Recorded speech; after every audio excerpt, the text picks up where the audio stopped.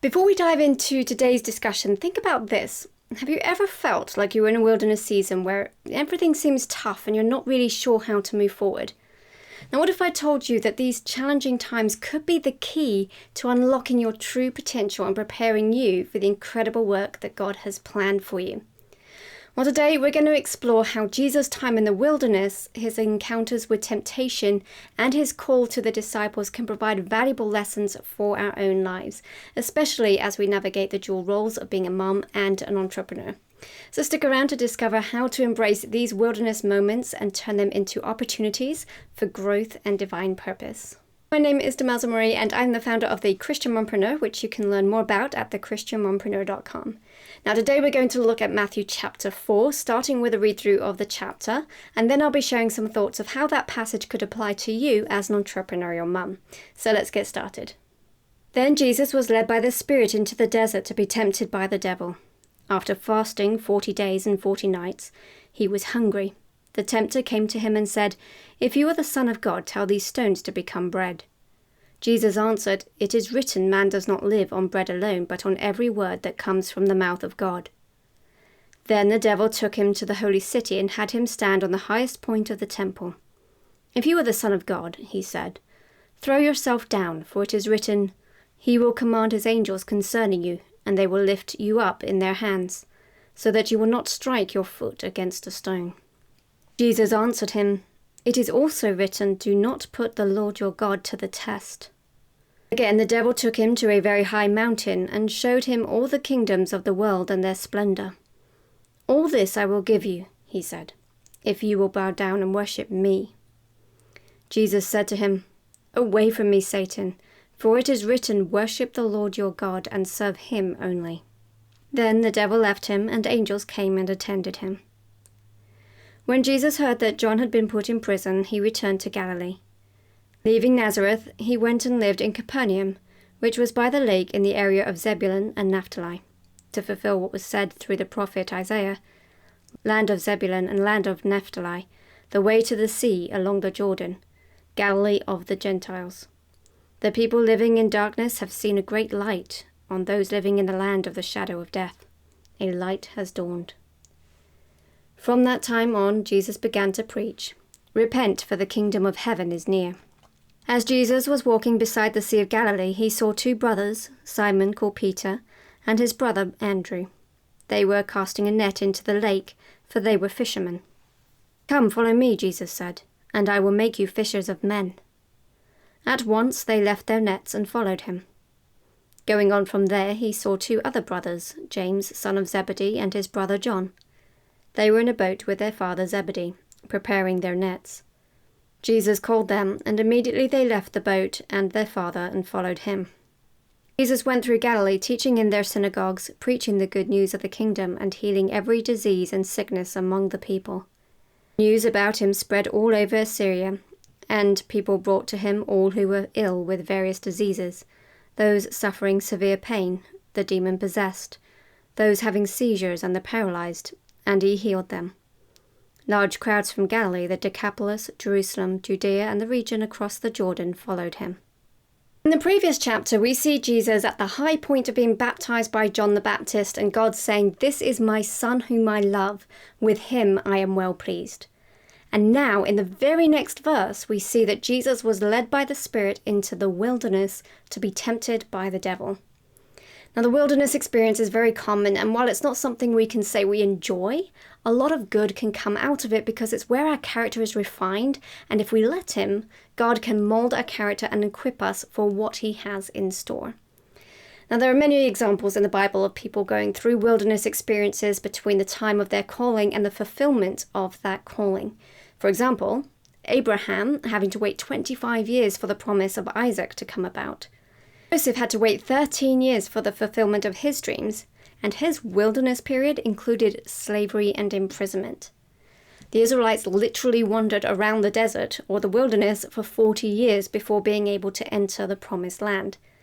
David had to wait nearly 15 years after being anointed king to actually reigning as king, and he was hiding out in the literal wilderness to save his life during that time. Here we read about Jesus' wilderness experience, and later we also read that Paul spent 3 years in preparation between the time of his conversion and calling before he started his ministry. If you believe God has called you to do something, but you're currently going through a wilderness season where that vision is just not coming about, remember it might not make sense. It may well be really tough, and it can feel like God is really far away and just not answering our prayers. And it may include multiple failures, and it may last way longer than we feel like we can possibly endure. But these are opportunities for God to test our resolve and our commitment to his calling. Remember, you're not alone, and that this is a time when God can refine your character and provide you with the experiences that you need in order to fulfill your calling later. It would be so nice if we could just become the people that we need to be without enduring these difficult seasons, wouldn't it? But it's not how life works, unfortunately. Just as a seed has to die and be buried in the soil for days or weeks before it grows into what it was designed to be, real fruitfulness takes time. Culture is so much about instant gratification that it seems almost impossible to wait these days. We want things to happen right now. If we start a business, we expect it to be profitable right away. If we get a new house, we want to decorate and furnish it the way that we want right away, even if we don't have the time or the money. If we start a new exercise and diet plan, we want to see amazing results right away without too much discomfort, or we give up, and the list goes on. You know the idea. Forget that time and consistency, along with wisdom and maturity, is what produces the best environment for making an impact in the lives of those around us. So don't despise the wilderness, as hard as it may be. Instead, ask God what you need to learn from this time, and let him minimize those rough edges of your character and equip you with the experiences that you need to serve him well when the time is right. Not only do we have to face seasons of wilderness, but in those seasons, Satan will try and take us down. So it's really important to embrace God's word to resist temptation. Jesus was in the wilderness for 40 days and 40 nights with no food, and the Bible says he was hungry. Well, no kidding. I couldn't go that long. I can barely make it a few hours without food. So what was he doing during that time? I don't know if this is provable or not, but I believe that as God, he knew this was a time of testing and that he would be tempted. So I believe he spent that time in God's word, spiritually preparing himself for the battle that he would be facing. Satan is no idiot. He didn't come at Jesus when he was strong and immediately after the amazing baptism experience. He waited until Jesus was physically weak before tempting him with things that he would be tempted with. There would be no point in Satan tempting us to tell stones to become bread because it's not something that we could do. Satan knows we're all different, so he focuses on our individual weaknesses to tempt us to turn away from God and his promises. And he often waits until we are physically or emotionally weak to spring his attack on us. This is why it's so important to take care of ourselves physically.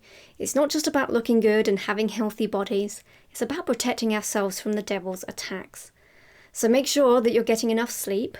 Now, I know that can be hard with young children, but this really needs to be a priority. Make sure that you're eating well and moving your body.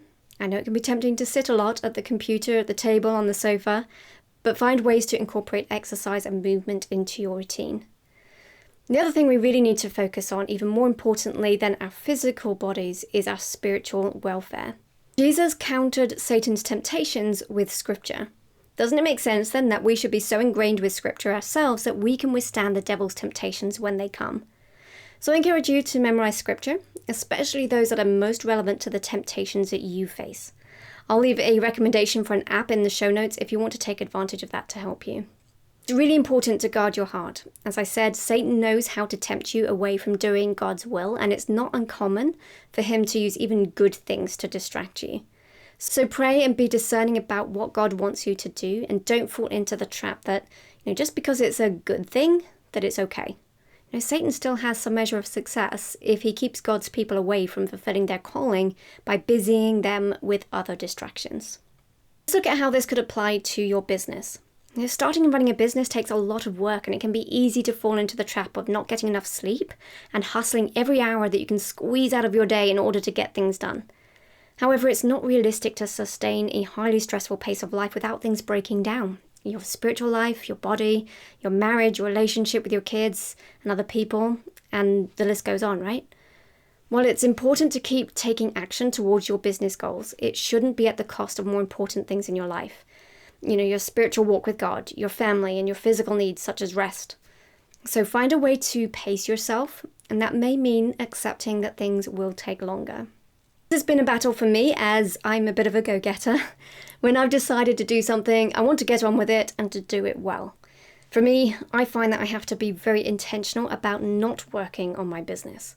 I want my business to run as if there's multiple people behind the scenes making things work, when it's just me working on my own and at the same time home educating. So it's easy to work late at night and then feel very tired and then eventually burn out trying to manage everything. I notice that's my tendency. I have to be really careful that a good thing, my business, doesn't become a bad thing by distracting me from my priorities. That means I may not be able to produce content as regularly as would typically be recommended. It may be that I'm not as active on social media. It may be that setting up the part of the business that makes money and helps other people takes longer than I would like. But God's timing is perfect. One of the things I pray for every day is that God would guide and provide in my business, that He would help me to do what I can and I'd submit the results to His will. If that means a longer wilderness season or having to resist the temptation to sacrifice time with family and the Lord and accept that things will take longer, then so be it. You know yourself and your tendencies. Whether you're like me and you need to look for ways to simplify and pace yourself, or if you're more of a procrastinator and what you need is more accountability to get things accomplished and moving forward. Whichever way you lean, ask God to help you do what you can and then submit the results to Him. Another thing related to your business is that there will be plenty of shiny objects to distract you. And by this I mean there are marketers saying that you need their thing in order for your business to succeed, and it's easy to bounce from one approach to another, chasing the shiny objects. The problem with that is that you're unlikely to gain traction if you don't dig deep with any one thing. I think this is another tactic Satan can use to keep us distracted from making the impact that we otherwise could. Rather than following the temptation to try something new all the time, focus on the one or two things that are most important. Ultimately, people have found success in their businesses in a variety of ways. The key here is to focus on the methods that most resonate with you and then stick with them. It's also worth noting that shiny objects could also take the form of idolatry, such as a desire for money, fame, influence, appearance, a certain lifestyle, your kids' success, or anything else that takes our focus off God. So keep watch over your heart and stay connected to God's word, or you will find that you have these idols taking away from your true worship of God. Although it can be hard, especially with small children and starting or running a business, spending time with Jesus will make you feel more alive and able to cope with the challenges of the day. So let's embrace the benefits of the wilderness and embrace God's word to resist temptation and embrace the call. Don't miss your moment. In this chapter, we also see that Jesus calls his first disciples, and you'll notice that in both cases, they immediately left their nets or boat and followed him. If Jesus is calling you to do something, then don't hesitate. Procrastination can mean that you miss out on God blessing you whilst using you to bless others. Procrastination can also mean that we never really get around to doing the thing that God has called us to do because we then get distracted by other things. And as I mentioned before, the devil will tempt us not to follow our calling, even if that means distracting us with other good things. Don't hesitate to do what God calls you to do. If you're convinced God has called you, do it. You don't have to have it all figured out because God will reveal what you need to know as you need it. In the case of the disciples, they left their jobs to follow Jesus. As you build up your business, unless you fully believe God is calling you to do otherwise, it would be wise to keep any job that you may already have until your new business is proving to bring in an income. But at some point, you're going to have to make the decision to quit your job and go all in with your business. If that's the place where you're at and God is calling you to do it, then trust him that he will provide. Sometimes we have to just take that leap of faith first. The disciples wouldn't have known what was ahead, but what they did know was that they were going all in with Jesus and trusting him for what happened next. So are you willing to follow Jesus' call immediately? Sometimes we can feel comfortable with our life set up that we can be a bit unwilling to shake things up. Even if your situation isn't ideal, sometimes it can feel more safe and comfortable than putting yourself out of your comfort zone. Your trust in how God will work things out can be a great example to your spouse and kids as they learn how they can also trust God in those things and in much more as well. So talking about your family, Part of your calling is to teach and proclaim the good news to your children. As their parent, it's your responsibility to teach them about God and how they can live out their faith by being a good example to them. Don't just assume that church or Sunday school or youth group or whatever it is that they attend will teach them what they need to know. Children learn the most by watching our example.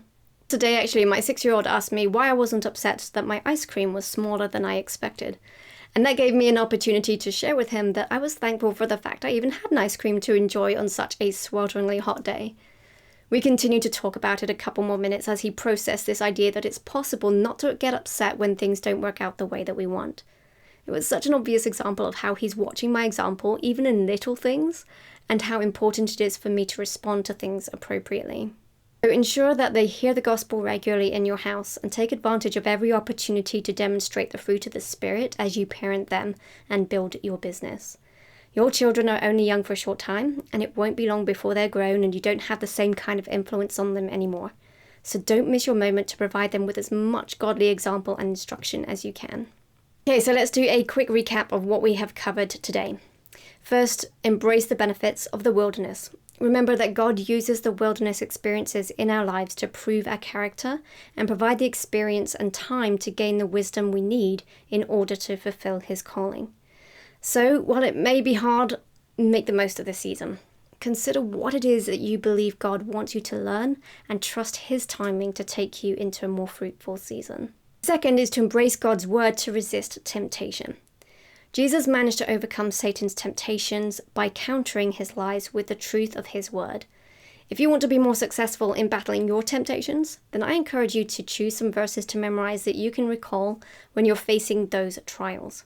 Don't forget to check out the app recommendation in the show notes. You'll also want to be careful not to replace what God is calling you to do with something good but less important, and avoid getting distracted by shiny objects. That is to embrace the call.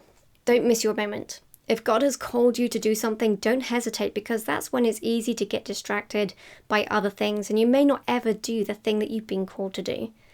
If you're unsure whether it's God's calling, then take some steps in the direction that you think is right and pray for God to make it clear.